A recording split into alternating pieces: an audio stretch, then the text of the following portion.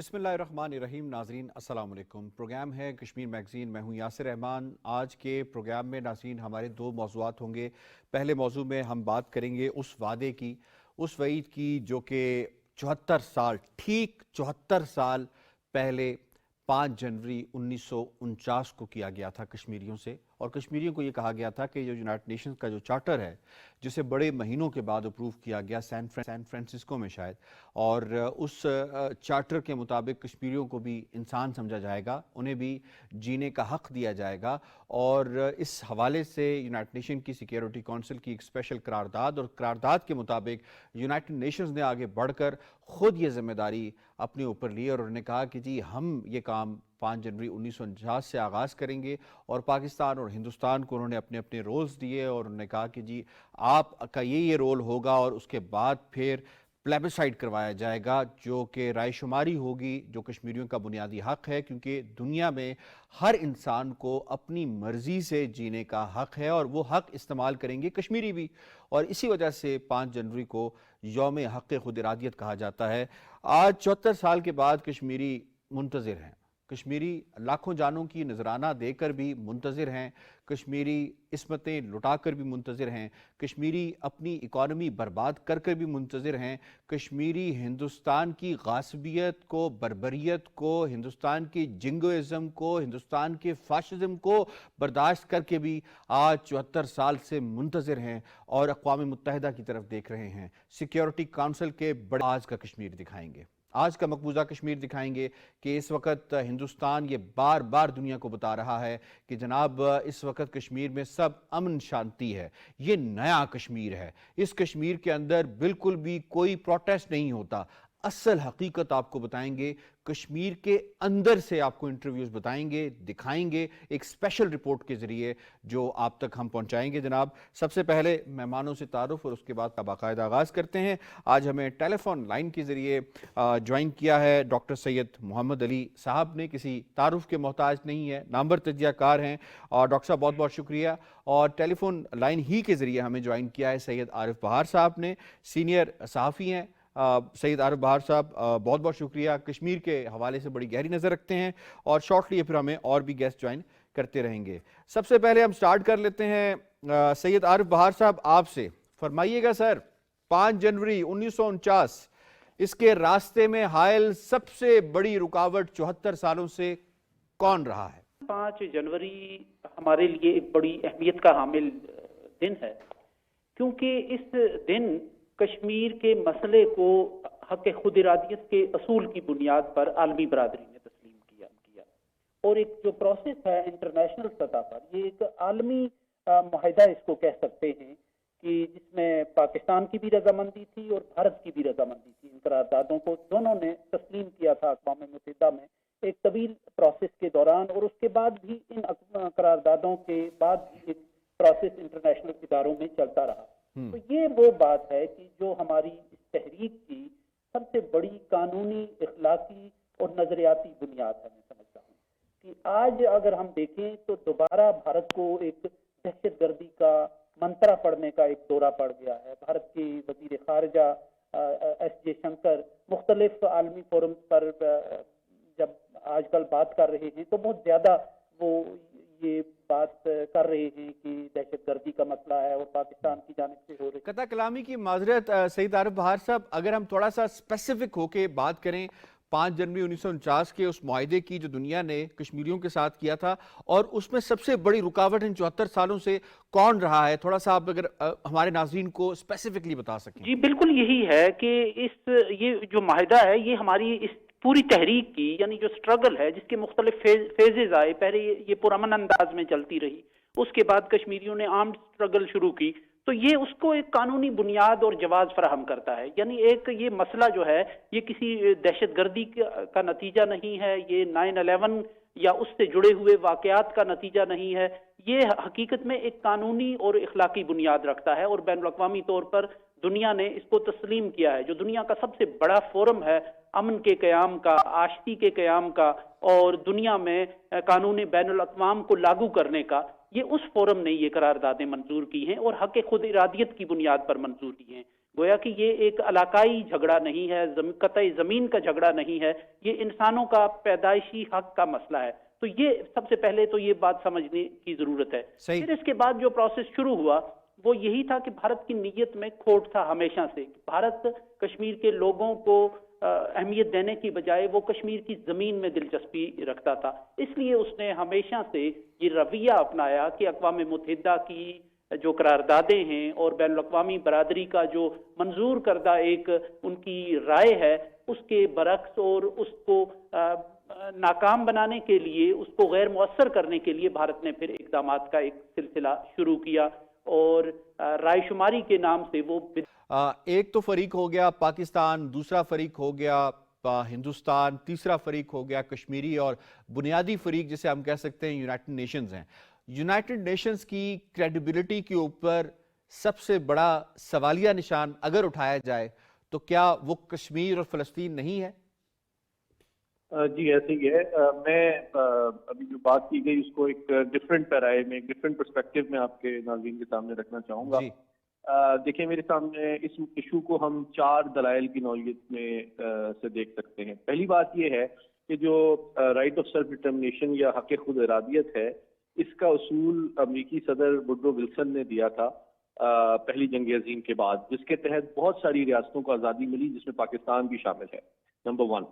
Number 2 کہ دوسری جنگ عظیم کے بعد جو عالمی نظام دنیا کے سامنے آیا، اس کا جو سینٹر آف گریوٹی تھا، اس کا جو محور تھا، وہ اقوام متحدہ کا ادارہ تھا، ٹھیک، اور اس کی بھی جو مقاصد طے کیے، اس کے لیے ایک ادارہ قائم کیا، اور پھر اسی ادارے کے فورم سے انہوں نے کشمیری عوام کو یہ یقین دہانی کرائی کہ ان کو یہ حق عالمی ادارہ اس کی یہ ضمانت دیتا ہے، اور بھارت اور پاکستان سے یہ توقع کرتا ہے کہ وہ وہاں پہ ان کشمیری بھائیوں کو حق خود ارادیت فراہم کریں، جس کے حوالے سے 5 جنوری کا دن بہت اہم ہے۔ اور اس میں یہ بتانا میں بہت ضروری سمجھتا ہوں آپ کے توسط سے کہ 23 دسمبر کو بھارت نے باضابطہ طور پہ، ان کی حکومت نے اقوام متحدہ کو رائٹنگ میں یہ لکھا کہ ہم یہ حق کشمیریوں کو دینا چاہتے ہیں، جس کو ایکسیپٹ کیا اقوام متحدہ نے 5 جنوری 1949 کو۔ تو بنیادی طور پہ آج جب بھارت اقوام متحدہ کی سیکیورٹی کونسل کا پرماننٹ رکن بننا چاہتا ہے، تو اس سے بڑی مقاصد کو سب سے زیادہ نقصان پہنچایا ہے، جس نے دہشت گردی کو پالیسی کا ایک ہتھیار بنایا ہے، جس نے سب سے زیادہ انسانی حقوق کی خلاف ورزیاں کی ہیں، اور جس نے اپنے اور ہماری اور آپ کی یہ ذمہ داری ہے کہ ہم اپنے پروگرام کے ذریعے، اپنی تحریر کے ذریعے، اپنی تقریر کے ذریعے، اپنے تھنک ٹینک کے ذریعے، عالمی میڈیا کے ذریعے ہم اور اپنی ڈائسپورا کے ذریعے عالمی برادری کو بتائیں کہ اس ریاست بھارت کا جو ایمرجنس سپورٹ ہے وہ نہ صرف کشمیریوں کے ساتھ زیادتی ہے، نہ صرف اس خطے کے امن کے لیے ایک تھریٹ ہے، بلکہ عالمی امن و سلامتی کے لیے بھی ایک بڑھتا ہوا خطرہ ہے۔ بریچ آف کانٹریکٹ کیا ہے جناب ہندوستان نے۔ اس پہ بات کرنے کے لیے اس وقت ہم نے رابطہ الطاف وانی صاحب نے، بڑے موزوں شخصیت ہیں اس پہ بات کرنے کے لیے، سینئر رہنما بھی ہیں، حریت رہنما بھی ہیں، اور تھنک ٹینک بھی رن کرتے ہیں۔ الطاف وانی صاحب بہت بہت شکریہ، آپ نے ہمیں وقت دیا ہے۔ فرمائیے گا 5 جنوری یوم حق خود ارادیت، کشمیریوں کے لیے اس کی اہمیت کیا ہے؟ جنوری کی جو حقیقت ہے، جو اس کی اصلیت ہے، وہ یہ ہے کہ اقوام متحدہ نے خود اپنی قراردادوں کے ذریعے کشمیریوں کو تسلیم کیا، اور یہ قرار پایا کہ کشمیری اپنے مستقبل کا فیصلہ رائے شماری کے ذریعے سے کریں گے۔ لیکن بدقسمتی سے اس کے بعد جو کچھ ہندوستان نے، جیسے آپ نے کہا بیچ آف ٹرسٹ، جب ہندوستان نے اپنا قبضہ مضبوط کیا کشمیر کے اندر، وہ اپنے وعدے سے پھر گیا، اور یا پاکستان کے ساتھ تھی یا اقوام متحدہ میں جو وعدے کیے تھے ان کو کس طرح سے توڑا، اور آج ہندوستان کس طرف بڑھ رہا ہے۔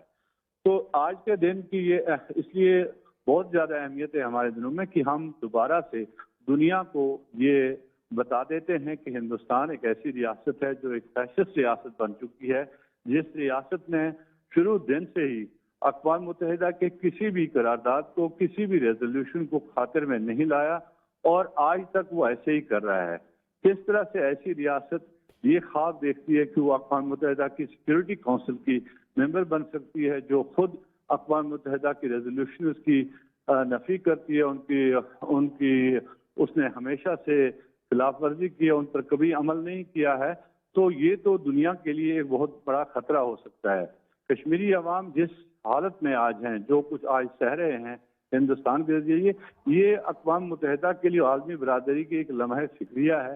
کس طرح ہندوستان کو بالکل کھلی ایجنڈا ہے اس کو امپلیمنٹ کرنے کی کوششیں کر رہا ہے۔ وانی صاحب یہ فرمائیے گا کہ بطور کشمیری آپ کیا سمجھتے ہیں کہ اب کشمیری یونائٹڈ نیشنز کے اس وعدے پر مزید کتنا منتظر رہ سکتا ہے، یا پھر کشمیری کو اور راستے اختیار کرنے پڑیں گے جس کا اختیار خود یونائٹڈ نیشنز کی ریزولوشنز 1980s کے اندر جو آئی ہیں، جس میں انہوں نے کہا ہے کہ آپ ہتھیار بھی اٹھا لیں، خود انہوں نے دیا ہے۔ اب کشمیریوں کو پھر اس کا مطلب ہے کہ زیادہ امید نہ رکھیں یونائٹڈ نیشن سے؟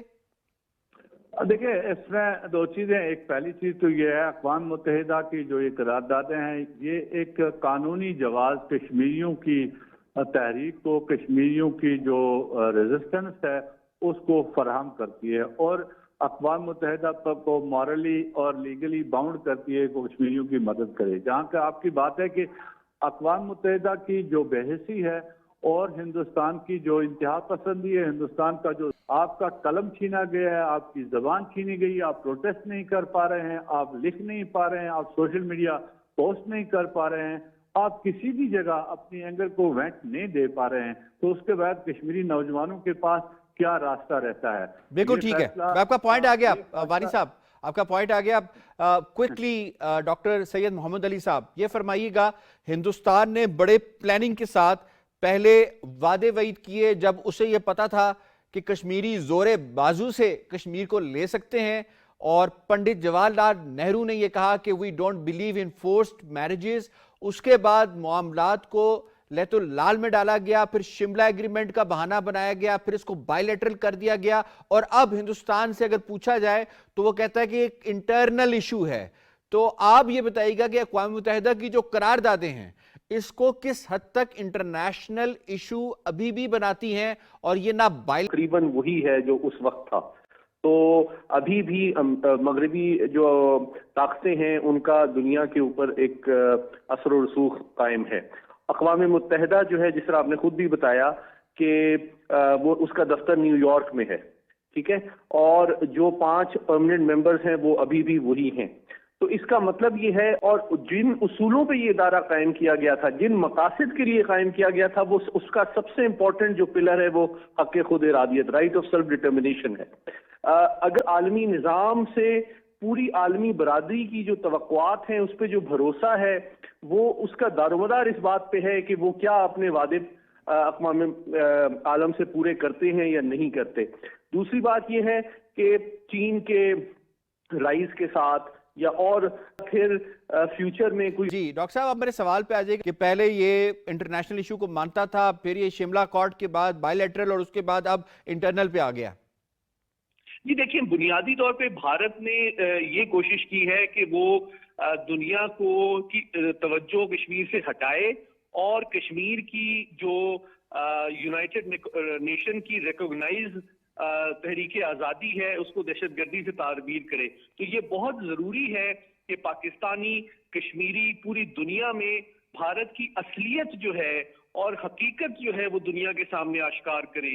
آپ جیسے جو اینکرز ہیں، جو پروگرام ہیں، ہمارے تھنک ٹینکس ہیں، ہمارا میڈیا ہے، ہمارا اکیڈیمیا ہے، ہماری فلم انڈسٹری ہے، ہمارا آرٹ ہے، ہمارا کلچر ہے، ہمارا ڈائسپورا ہے، ان سب کی ذمہ داری ہے کہ دنیا کے سامنے بھارت کی حقیقت سامنے لائیں، بالکل ٹھیک ہے، وہ اس بات کو ریکوگنائز کریں۔ بالکل ٹھیک ہے ڈاکٹر صاحب، آپ ہمارے ساتھ ہی رہیے گا جی، بلکہ یہ دنیا کے لیے بھارت کا رائز جو ہے وہ ایک بہت بڑا خطرہ ہے۔ جی بالکل ٹھیک ہے۔ جی ڈاکٹر صاحب ہمارے ساتھ ہی رہیے گا۔ اب ہم پروگرام کے دوسرے موضوع کی جانب بڑھتے ہیں جو کشمیریوں ہی کے حوالے سے، اور کشمیر آپ کو دکھاتے ہیں جس پر یہ بڑے جو ہے وہ دعوے ببانگے دوہل کر رہے ہوتے ہیں کہ جی یہ جو آج کا نیا کشمیر ہے اس میں امن اور شانتی ہے۔ آپ کو ایک رپورٹ کے ذریعے اصل حقیقت دکھاتے ہیں کہ آج کا کشمیر کیا ہے۔ رپورٹ دیکھیے۔ گھر پر بھی اگر ہم ڈنر کر رہے ہوں گے تو لوگ بولتے ہیں کہ بات مت کرو، فون ہو سکتا ہے ٹیپ ہو رہا ہوگا، ऐसा इतना साइकोलॉजिकली हो गया है कि अगर रास्ते में भी कोई होगा तो लोग धीमी धीमी आवाज़ में बात करते हैं, क्योंकि ऐसा लगता है कि दीवारों के भी कान हैं। अब बहुत डिफरेंट तरीके से जो इंडियन गवर्नमेंट है वो सप्रेस कर रही है वॉइसेस को। पहले ऐसा होता था कि प्रोटेस्ट होंगे और हार्ड अप्रोच था कि गन्स होंगी, पैलेट गन्स होंगी, वायलेंस होगा, रास्तों पर क्लैशेस होंगे, बट अब काफ़ी कुछ चेंज हो गया है। अगर आप देखेंगे बहुत सारी वेबसाइट्स हैं जो कश्मीर के बारे में बात करती हैं, वो कश्मीर में नहीं चलती। सोशल मीडिया अकाउंट्स सस्पेंड हुए हैं। मेरे अकॉर्डिंग एक सॉफ्ट वायलेंस का तरीका है जहाँ पर हम मार किसी को नहीं रहे हैं, लेकिन छोटे छोटे तरीक़ों से लोगों को इंटिमिडेट कर रहे हैं। सोशल मीडिया पर कुछ पब्लिश करेंगे तो अक्सर ऐसा होता है कि किसी न किसी चार्ज के अंडर अरेस्ट किया जाता है। ऐसे ही लोगों को उठा कर ले जाएंगे और फिर उनकी इन्वेस्टिगेशन करेंगे। एक नौजवान कश्मीरी खातून ने लिखा कि कश्मीरियों को ये बात समझा दी गई है कि उन्हें बात करने की, खित्ते में वायलेशंस को डॉक्यूमेंट करने की कीमत चुकानी पड़ेगी। कुछ लोगों को मिसाल बनाकर सबको खामोश कर दिया गया है। एक और ने बताया कि लोगों का दम घुट रहा है, कोई लिखे तो वो गिरफ्तार हो जाता है। सिर्फ कश्मीर के बाहर ही नहीं, कश्मीर के अंदर भी कोई खबर नहीं। हम जो सांस लेते हैं उस तक में खौफ घुला हुआ है। और एक नौजवान कश्मीरी मर्द ने बताया कि सिर्फ कश्मीरी ही नहीं, मुझे लगता है कि इंडिया भी इस खामोशी से कंफ्यूज्ड है। एमनेस्टी इंटरनेशनल के फिगर्स के मुताबिक 5 अगस्त 2019 से इंडियन हुकाम की तरफ से कम 27 सहाफियों को गिरफ्तार किया गया है और डिटेंशन में रखा गया है। इसी अरसे में इंसानी हकूक के कारकुनों और सहाफियों के खिलाफ क्रैकडाउन के 60 वाकयात रिकॉर्ड किए गए हैं। और एमनेस्टी इंटरनेशनल के मुताबिक अगस्त 2022 तक इन 3 सालों में डिटेन्ड अफराद की गैर कानूनी डिटेंशन के खिलाफ पिटिशन में 32% इजाफा हुआ है।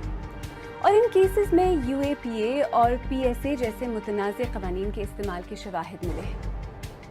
और जाहिर है इन नंबर्स के पीछे लोग हैं, आसिफ सुल्तान और फहद शाह जैसे सहाफ़ी और खुर्रम परवेज़ जैसे सिविल राइट्स एक्टिविस्ट जो लॉन्ग टर्म डिटेंशन में हैं। इसके अलावा लोगों की मूवमेंट पर अनऑफिशियल और अनडिक्लेयर्ड पाबंदियों की खबरें भी हैं, जैसा कि पुलित्ज़र प्राइज़ जीतने वाली फोटो जर्नलिस्ट सना इरशाद मट्टू, जिन्हें वैलिड वीज़ा और टिकट होने के बावजूद मुल्क से बाहर सफ़र करने से रोक दिया गया। जो अप्रोच है गवर्नमेंट की तरफ से, उस सर्वेलेंस के जरिए कई लोग जो हैं उसमें खामोश हो जाते हैं। कई तरीकों से हैरेस किया जाता है, इंटिमिडेट किया जाता है, अरेस्ट भी हुए हैं, क्रिमिनल केसेस भी हुए हैं। और उसके अलावा जिसकी क्रिटिकल रिपोर्ट आई है उसको कभी फोन कॉल के जरिए धमकाया जाता है, कभी समन्स मिलते हैं और बाकायदा एक इंटेरोगेशन होती है। 3 अहम कवानीन जिनके बारे में खदशात हैं कि वो वादी का पूरा लैंडस्केप बदल देंगे। प्रॉपर्टी की खरीदो फरोख्त। आर्टिकल 370 के खात्मे से पहले सिर्फ जम्मू कश्मीर के रिहायशी रियासत में प्रॉपर्टी को बेच और खरीद सकते थे। अब कोई भी इंडियन शहरी यहाँ पर प्रॉपर्टी खरीद सकता है। वोटिंग और सियासी उम्मीदवार बनने का हक। आर्टिकल 370 की वजह से सिर्फ मुस्तकिल रिहायशी जम्मू कश्मीर के इलेक्शंस में वोट डाल सकते थे या यहाँ इंतखाबात में उम्मीदवार बन सकते थे। अब ये पाबंदी खत्म हो गई है। डोमिसाइल का हक। दहाइयों से इस खित्ते में डोमिसाइल सिर्फ मकामी लोगों को मिल सकता था। अब कोई भी शख्स जो यहाँ 15 साल से हो उसे यहाँ का डोमिसाइल मिल सकता है। मरकजी हुकूमत के हुक्काम और उनके बच्चों के लिए ये हद कम होकर 10 साल हो जाती है, जबकि हाई स्कूल के तालिब इल्मों के लिए ये मुद्दत 7 साल है। मकामी लोगों को खदशा है कि एक बड़ी तादाद में बाहर से लोगों को यहाँ डोमिसाइल का हक हासिल होगा और ये वादी की शक्ल बदल देगा। आपने कंप्रिहेंसिव रिपोर्ट में मुलाहिजा किया और कश्मीर के अंदर से ये फुटेजेस आए हैं कि कश्मीर आज कश्मीरी मकबूजा कश्मीर में क्या सोच रहे हैं, किस तरह ज़िंदगी गुजार रहे हैं। सैयद आरिफ बहार साहब, आप आज़ाद कश्मीर से हैं, ये बताइएगा कि आज़ाद कश्मीर में जो वादे पाकिस्तान ने किए थे 74 साल पहले, आज पाकिस्तान उस पर किस हद तक अमल दरामद कर रहा है? क्या कोई कानून रियासत में ऐसा तब्दील किया गया है जिससे जो आज़ाद कश्मीर के बसने वाले हैं उनकी हक़ खुद इरादियत का जो हक है उन पे कोई किसी किस्म का डैमेज आया हो? जी देखें, सिस्टम के साथ छोटी मोटी शिकायतें लोगों की होती हैं, लेकिन इस तरह की आप एक पूरी बसात ही लपेट दें किसी मसले की, उसकी तारीखी हैसियत को, उसकी कानूनी हैसियत को, उसके माजी को, उसकी एक तहजीब को, उसकी सारी बसात उलट दें, कालीन को ही आप लपेट दें, तो इसकी मिसाल दुनिया में ही कहीं नहीं मिलती सिवाय फ़लस्तीन के, या दुनिया के बहुत तारीख के मुख्तलिफ औराक में इसकी मिसालें मिलती हैं, बहुत कम मिलती हैं। तो आज़ाद कश्मीर में पाकिस्तान ने पूरी तरह आज़ाद कश्मीर का जो स्टेटस है, मुतनाज़िया स्टेटस है, वो बरकरार रखा हुआ है। इसकी मिसाल ये है कि आज आज़ाद कश्मीर में सदर और वज़ीर आज़म के ओहदे हैं, अपना आइन है, अपने कवानीन हैं, और वो जो स्टेटस जो कायदे आज़म की सरपरस्ती में और उनके विजन के मुताबिक आज़ाद कश्मीर हुकूमत का बनाया गया था, वो आज तक बहाल और बरकरार रखा है। यहाँ का जो फ़र्क है कि पाकिस्तान ने पूरी तरह एहतराम किया है उन इंटरनेशनल मुआहिदों का और उन इंटरनेशनल जो फैसले हुए हैं अक़वाम ठीक। मुत्तहिदा के फोरम पर, उसका पूरी तरह एहतराम किया है। हालांकि बिल्कुल, और आपने ये वॉइस सुनी नाजरीन, ये है आज़ाद कश्मीर से वॉइस, और कंपैरिजन भी किया गया है कि पाकिस्तान ने किस तरह अमल दरामद किया अपने वादे पे और हिंदुस्तान ने किस तरह वायलेट किया। डॉक्टर साहब, बहुत क्विकली बताइएगा कि अब इसका हल क्या नजर आता है? कोई इसका हल है या फिर नौउम्मीदी है कश्मीरियों के लिए? नहीं जी, देखिए, एक तो बड़ी इंपॉर्टेंट बात यह है कि फतह हमेशा हक की होती है, इसमें देर हो सकती है, लेकिन नाउमीदी जो है यकीनन उसका कोई ऐसी बात नहीं है। और हमें यकीन है कश्मीरियों के अज़्म मुसम्मम पर, और आलमी बरादरी को भी जैसे जैसे हम अपनी आवाज़ उठाते रहेंगे, उसका एहसास दिलाते रहेंगे। हमारी ये जिम्मेदारी है कि कश्मीरियों के साथ जिस तरह गम की और दुख की अंधेरी रात है, उसके बाद सुबह इंशाल्लाह जरूर होगी और हम बहुत जल्द आज़ादी का सूरज देखेंगे। लेकिन इसके लिए हमें हिम्मत नहीं हारनी चाहिए और हमें अपना काम सिर्फ यहाँ पे नहीं, पूरी दुनिया में आलमी बरादरी और ग्लोबलाइजेशन का दौर है, सोशल मीडिया का दौर है, इंटरनेशनल मीडिया का दौर है, उसके जरिए अपनी आवाज़ और अपने ख्यालात पूरी दुनिया तक पहुंचाने चाहिए, ताकि भारत की असलियत भी सामने लाई जाए और कश्मीरियों के हुकूक भी दुनिया के सामने उजागर किए जाए। ठीक है, I have to wind up ji. Doctor Syed Mohammad Ali साहब, सैयद आरिफ बहार साहब और अल्ताफ वानी साहब, आप तीनों मेहमानों का बहुत शुक्रिया। बर्बरियत और गासिबियत हिंदुस्तान कर रहा है, इंटरनेशनल कम्युनिटी के ज़मीर के ऊपर बहुत बड़ा ये सवाल है और सवालिया निशान है कि 74 साल से अगर ये सोया है तो मजीद ये सो नहीं सकता। प्रोग्राम कश्मीर मैगजीन से इतना ही। यासिर रहमान को दीजिए इजाज़त, अल्लाह ने के बाद।